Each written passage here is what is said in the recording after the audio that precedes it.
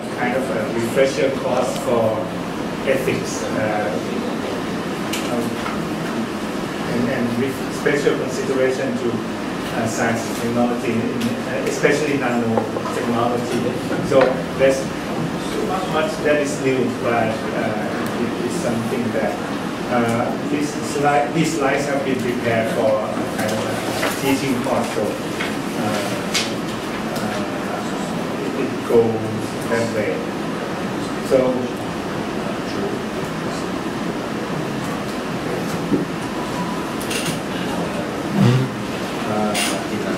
here's the outline. First, well, I think we all understand what ethics is. So I'm going rather fast, and then we can have discussion afterwards. I'm going to talk about issues in ethics of science and technology, especially in nanoethics. And this question is something that interests students a lot, especially those who are new in ethics, especially those who come from science and technology fields. They are used to, questions having definite answers, like, true or false. And when they come to ethics, they feel they are at a loss. They don't know where the true answers are. So, and then, of course, many of the problems are extremely complex.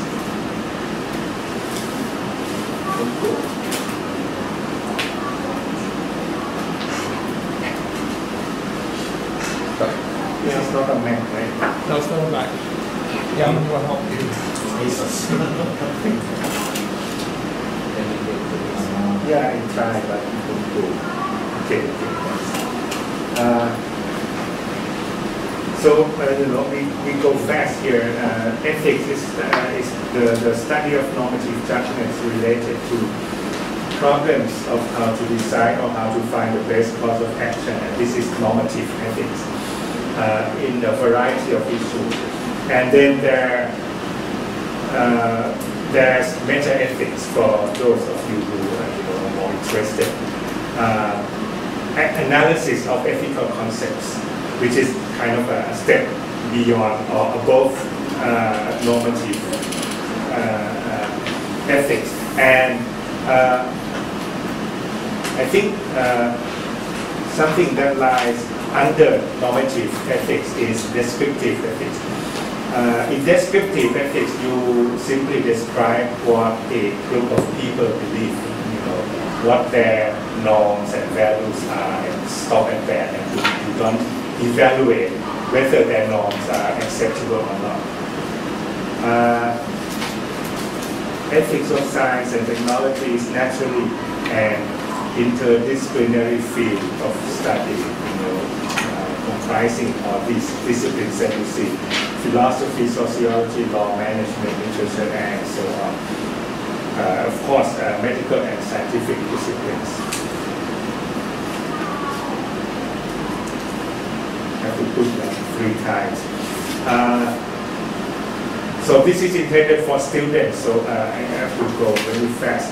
Ethics is a branch of philosophy dealing with these kinds of questions. What makes an action a good one? How is one to choose a course of action so that it is a good one?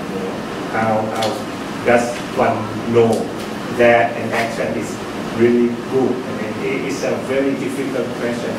What is the good life? What is the meaning of good? We just talked about good death. What actually is good death? We don't even actually know what is death because, as Daryl said, people are not considered dead in some culture until they are cremated. So there can be some confusion or vagueness in how to apply this concept.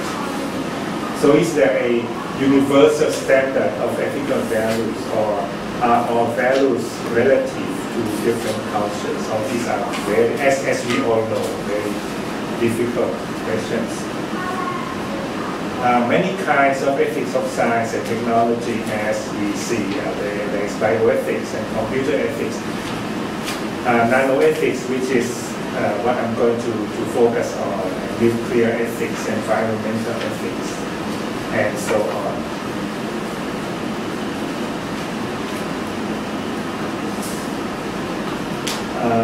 And here are some of the issues in computer ethics. Hacking or computer security, obvious ethical consideration, privacy, copyright, and intellectual property rights, threats to cultural identity. This is an issue because when you have popular websites such as Facebook or Twitter, what seems to have happened is that wherever Facebook, spreads to local cultures, Japanese, Thai culture, Vietnamese, Cambodian, and so on, people who are on Facebook appear to be, homogenized in a way, culturally homogenized. They only appear to think the same, and there seems to be the culture of Facebook, for example. I don't know whether that is really true, and this is an issue of contention among scholars, among communication scholars, and also among philosophers. But if it is true, then wherever Facebook spreads, Facebook carries with it a set of values, and those values are kind of instilled in the minds of Facebook users. So Facebook has a way of changing how people think and how people behave. So as cultures consist in essentially how people think and behave, then Facebook can be a threat to cultural identity, and that obviously is an ethical issue. The digital divide, is clear. Some groups of people are not able to enjoy the technology, and some groups have all the advantages.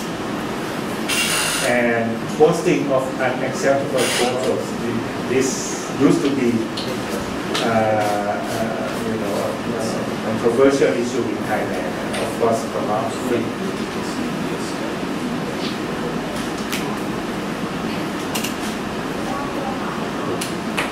So nanoethics,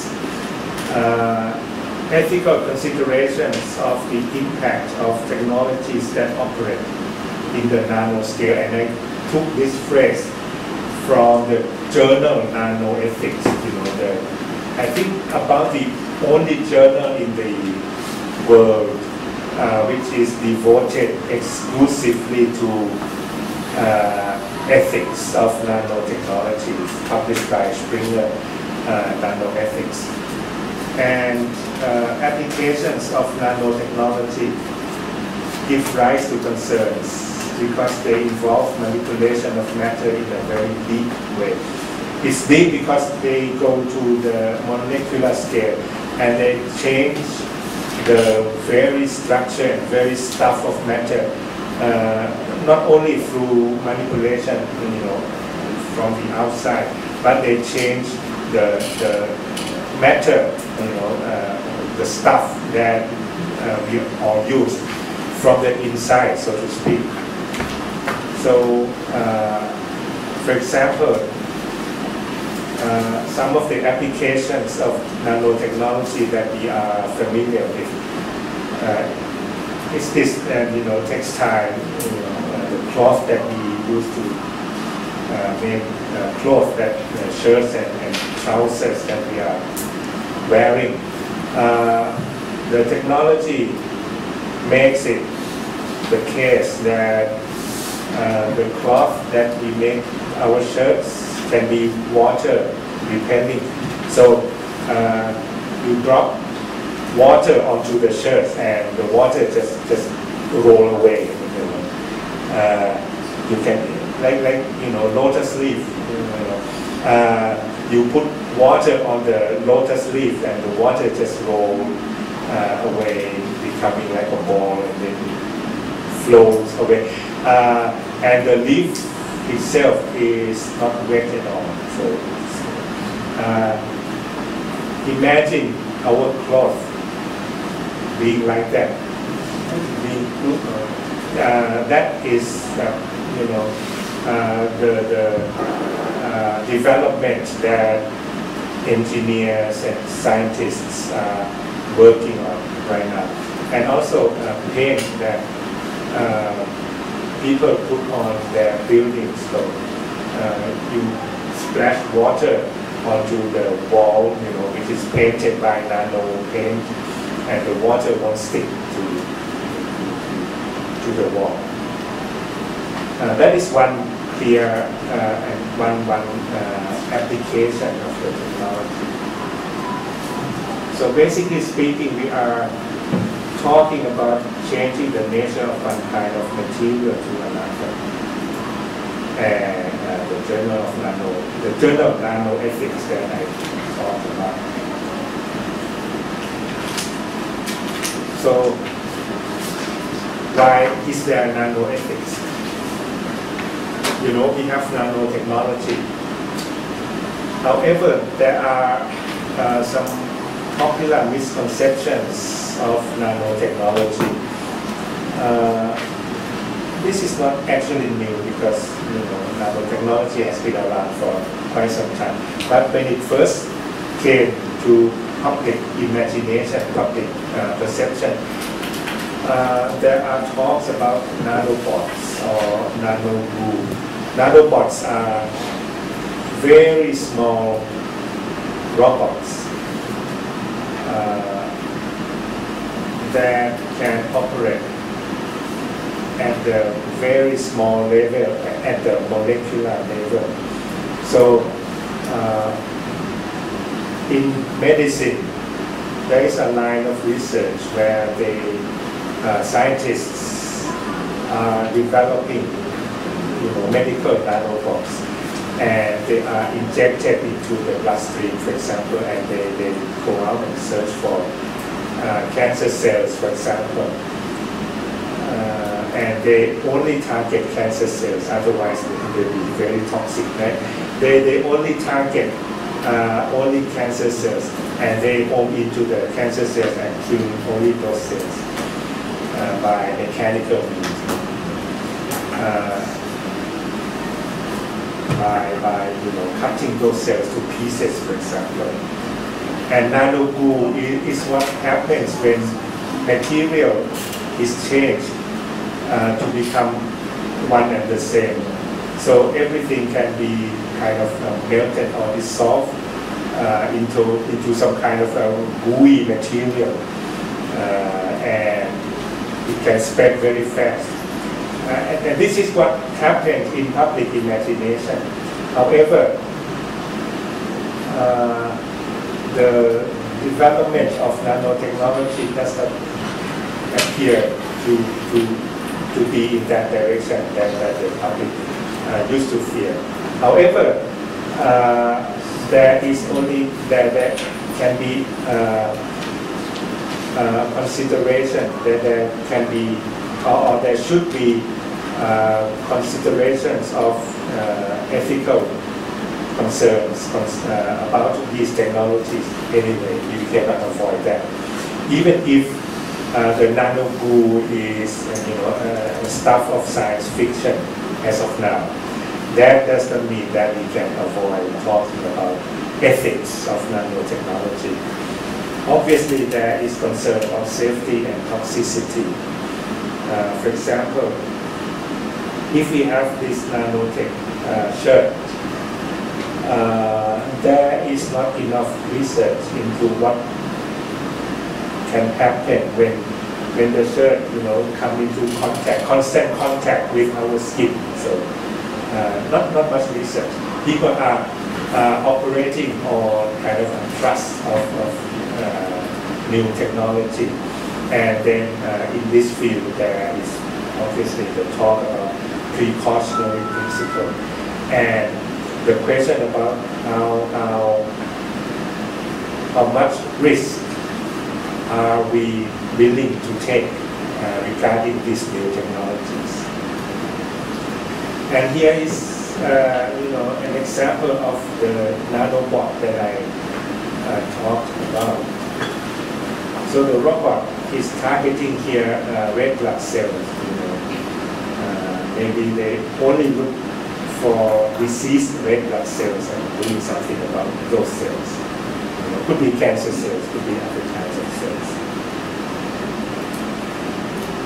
And this is a very small robot insect, I think. This is not at nanoscale because this is half an inch, so or half a centimeter. Very, very huge in terms of nanoscale. But then, could be a kind of vector or something that carries smaller pieces of machinery inside the body. Another picture of the nanobot.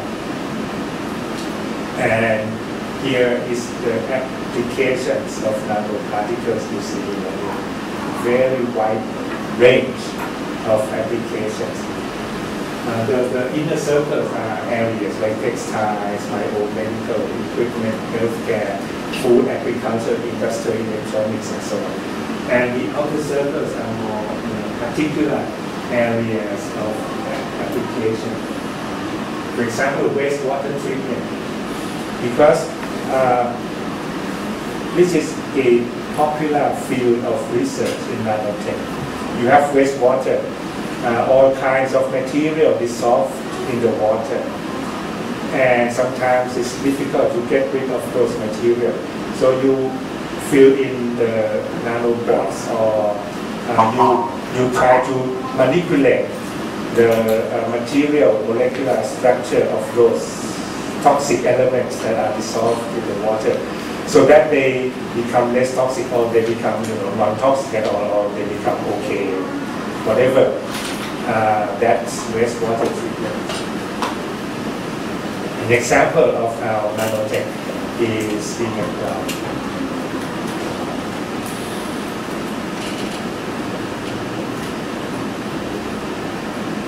So here are some of the subfields within nanoethics: nano safety, risk assessment, and precautionary principle, and applications of nanotechnology.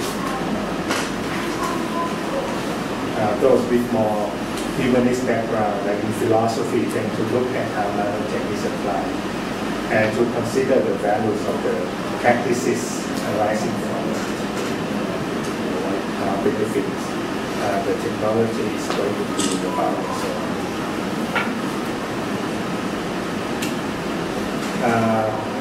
Here is, what ties us in with our concern today, nanotech and development.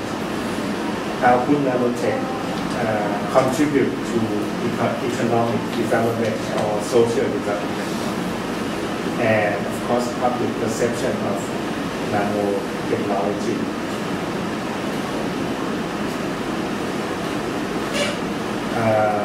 Other topics within nanoethics concern regulatory and policy issues. Many articles in the journal deal with these issues. Some articles compare the regulations of different regions, such as China and EU, the EU and the US, and so on. And many papers also look at intellectual property rights arising from the use of nanotechnology, and how intellectual property rights inhibit social development or full use of nanotech, or in some other cases, how intellectual property rights, rather than inhibit, they promote the benefits of the technology. So there are some issues that we need to look at how IP rights are going to be to affect the role that technology plays in society.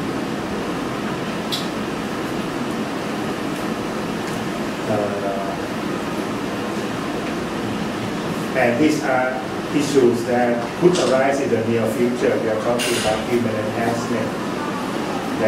That is one quite popular topic because with nanotech you can generate chemicals that can be like drugs within our body, and it could change and or enhance our bodily functions in various ways.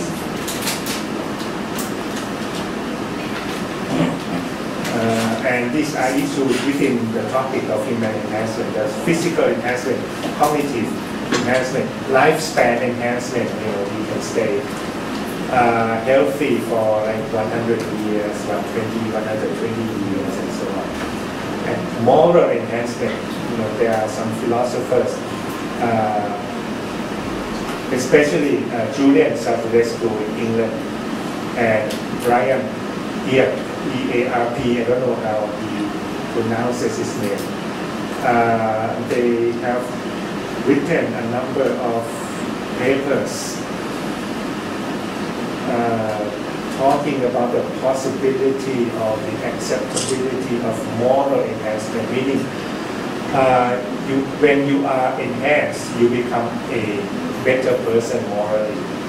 You don't have to undergo kind of an education regime in order to become a more moral person. You just take some drugs and then you become more moral. Controversial issue. These issues are environmental ethics. I think it goes away from nanotech because these slides are intended to talk about ethics of science and technology in general. I think we can stop here because it's 5 o'clock already. And Darren is not here, so have some discussion. Thank you for your attention.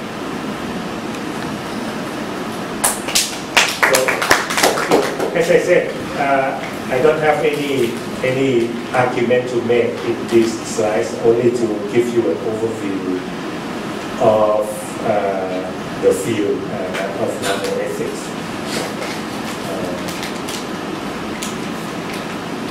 I don't know if I still am a member of the editorial board of the journal, because the chief editor, John Becker, perhaps some of you know him, used to invite me, and I think being in the board has its term, like 2 or 3 years, and it may have expired a long time ago. Just a simple question. Yeah. What is nano goo? The gooey matter, it's something like how to compare it. You think about you think about the lava coming from a volcano, or some very thick material that people used to put on the road, to make the road, like asphalt or something. And imagine that every thing in the world is being turned into this kind of material. For example, the asphalt or the lava can come and they change the wood, that makes up the table into the lava or into the goo. Everything, the plastic and metal and everything becomes the glue. It's like a big glue. Yeah. So it's kind of The carbon-based material. kind of nanomaterial. Yeah. It's actually also a concept. Maybe Professor Soraj, you can elaborate on it. From quantum physics. In quantum physics, reality is all glue. Yeah. It only becomes prickly, meaning like separate, when we look at it. Like when I look at you, you become who you are. But as soon as I turn away, you melt into the glue of everyone else. Everybody else is connected, and and we only become separate as we are when we, because there's an expectation. My mind expects to see power. So when I look at you, you become, but if I look away, you melt into a goo. That's quantum physics thinking. You know? Actually, it's more at the level of chemistry. Everything is physically changed into this goo. So everything, you know, wood, iron, everything, bones, rocks, everything. At the quantum level. At the physical level, we are separate. Change to the same kind of material. So something like a spirit. Sorry? Something like a spirit. Well, no, but it's measurable. I mean, but it's see, reality is composed of two levels. The level that we see, this is called mechanistic, and then there's the level that we don't see, which is at the level of the electrons and protons, the atomic level. At that level, reality all is mixed. Yeah, spirit. We can call it, because spirit, like in Islam, spirit is also air, partly air. Ruh. Ruh means, and it's actually a Jewish concept, it means air mixed with matter. So it's borderline between matter and air. But what he's talking about, and maybe you can correct me, is chemistry. It's chemistry. Physically changed. It's completely, we're all connected together. Like everything is burnt and everything becomes ashes. Like. Think of water, like the ocean water, but it's thick, like glue. So everything else is connected to it, and we're all part of this glue. You gotta watch this. It's on YouTube. You gotta watch the "What the Bleed Do We Know?" They explain it. What the bleed do we know? Yeah, American scientists are really into it right now. I mean, it's very big in the States. Yeah, the Europeans have not accepted it yet. They're like, what is this? But the Americans are like really, you know, and they made a movie about it. If we talk about the quantum level, I'm reminded of Buddhist teaching. Yes. Everything at the ultimate level is empty. Shunyata, doctrine of emptiness. The ultimate level. Ultimate level. Yeah, it's called. Is empty, which doesn't mean that they are nothing, but they are there, but they cannot be identified as this or that. Everything is at the same level, same kind. The jargon that the monks usually use to talk about this kind of situation is that they have the same taste, like in the taste, everything is the same taste. For example, you can argue this camera right now, it's filming me, yeah? And you say, but look, hey, I'm filming you, and there's this person, there's Osama in the movie. And then the quantum physicists will say, yeah, but you have to look before you can see me. If you're not looking, I'm not there. I'm only there if you look inside the camera. because it's our mental expectation that is actually triggering what you're seeing. You expect to see me, therefore you see me. Yeah? It's just like that's quantum physics. It's different from the mechanical world. Yes, inside. I can see you. Yeah, that's because you. Yeah. It's like music also. There's music, it's because there's an ear to listen to it. If there's no ear, there's no music. And the same thing, there's a film because there's eyes to watch the film. Yeah. So it's two things that have to come together. I love to talk about this issue with my students, and they always love it. I know, it's so... A big tree is falling down in a remote forest. Nobody is there to hear it. Yes. Is there a sound? Yeah. They love exactly. There's no sound if there's no ear. Yeah. That's quantum physics. That's Buddhism. So the tree is not falling in the first place. No, the tree has fallen. The tree has fallen already. But there's nobody around to hear, within the hearing range, to hear the sound. That means you need the sense for the mind to work. Yeah. Sensing is the first. Yeah, to make sense. So is that without sense, there's no mind. Make a sound? So you don't have any senses. Yeah. There's no mind. That's right. Yes, exactly. Oof. Very deep. It's, yeah, I mean, but we have to understand this because really, I mean, like I was saying this morning, if we want to improve public health, we now have to get into this level. So, yeah. That's My fault. this is what I talked about this morning, actually. There's a sensing. And it's also related to your topic. If you really want to help Am I the last presenter? the Japanese people to sort of accept Enhancement is a controversial topic because for physical enhancement it has been around for quite some time, especially in sports.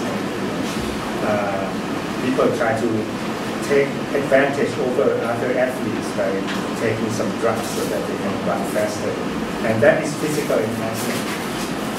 In sports, it's called doping, and it's considered very unethical, and that's why it's part of ethics. But there are some philosophers, they can think about all kinds of things, and they argue that perhaps, what's actually wrong with doping, with developing medication so that people can run faster. Why not? Why don't we give all this medication to all the athletes so that they run faster? Those with better techniques can do that kind of thing. And then cognitive, you think better, you remember more things, and so on.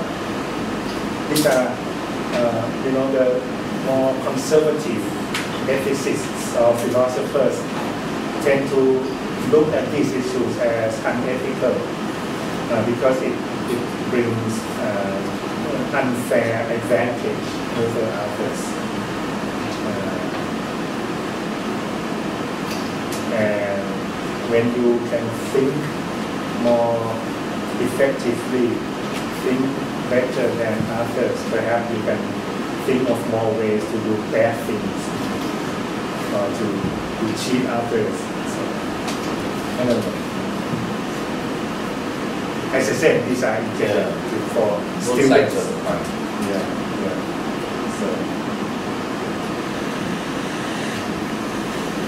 This topic is also related to the topic of good bad. yeah, certainly. Because some philosophers, I don't remember their names, perhaps Gray, they argue that no death can be good whatsoever. There is no such thing as good death. all death is bad. All death is bad. I agree. That's why they want to live forever. Yeah. I always wonder Yeah. if the reason we die is because we were told from a very early age and in school that eventually you will die. You're born, you grow up, you go to school, you form a family, you die, and then you die. What if they did not tell us that? What if no one told me that I'm going to die? Would I live forever? Or at least 1,000 years, So all death as is in the bad. Muslim Quran. What is a good dad? What we need to do is to, destroy death, Osama, get death away is from our life. Shahid a good dad? A Shahid dad and anti-Shahid Uh, dad? Cheating that. That's a good question, actually. And it is a good dad, Yeah, it's martyrdom. but martyrdom. Yeah. But what if that death comes from killing another person? No, it's not a good death. It's cheating that. It's That's not a good death. But no. it is done on a religious pursuit. it gets hairy here. That's Here you right. have to split Then hairs. again, which is a good death? Yeah, I don't Right. know. I personally, so I don't know. depending on who you ask, if Yeah. you ask the family of a victim, they say Yeah. "Man, it's not a good death. They're talking about it right now. They've been talking about it since 9/11. What is a good death? You know, this is in the context of terrorism after 9/11. Can you do this? And most people will say no. You'll go to hell if you commit terrorism or if you kill someone, you know, without reason. However, there are a few people who will say no, but if they're kafir, then it's okay. Then you'll say, all right, you are also a kafir from the perspective of the other person, so it's okay if they kill you. Then they'll say no. Then why the double standard? So then you go back to the initial, you know, This is an age-old question. yeah, then you say, okay, then there is no such thing as good death. Yeah, all death is bad death. Yeah. Or if you die because you are sacrificing your life for others, for example, you are doing something and you have to die by doing that, and through your death, you know, like 100 or 500 people are saved. In that case, is that considered a good death? Sacrificial death. Yeah. You sacrifice yourself for so that others people can live. Utilitarian death. Sanctioned death, But then, death yeah. by the state, for example. The Yeah. state has a monopoly over the use of force. Yeah. And it can deem a person's life basically unworthy, Yeah. and the state. But the state is acting on the collective they have. It's not just one person saying, kill that person. It is actually the entire, it's the people. Then most systems will probably say, that's okay, it's like going to war, an official war. If you die in war at the hands of the enemy, is that death illegal? Most people will say no, because you went to war, it was ordered by the state, therefore it's a legal combat. I guess. Most of the war Yeah. must be a good I guess. And of course, all wars are good wars, no? Everybody will say that. Yeah, because you know normally people believe that if you invade other countries, then the invader is committing wars. It's not a good cause for the invader, but if you defend your country, then it's normal thinking. So the state, Again, the intentions. it's the state. defines Yeah, the state. the It's not nature of individuals. purpose. Yeah. Remember when Bush introduced the concept of illegal combatants? Yeah. Okay, so that was a legal concept based on a separation or understanding that there is a difference between the state going to war against somebody and a person going to war against somebody or a state. One is legal and one is not. So if you are working for your state, you are a soldier, in other words, a conscripted soldier, then yeah, you can kill. It's okay. Because the state is sending you to go to war against It's a Westphalian concept. Yeah, so exactly. Where Westphalian, you yeah. suggest Yeah. that the state has the right to war. So the war is actually an instrument of the state, Yes, not the individual. not the individual. Yeah. So you can say, War is diplomacy by another means. right. That's Another way of diplomacy. Clausewitz, yeah. Yeah. Yeah. Okay. Interesting. Yeah. Thank you. Okay. Thank you very much.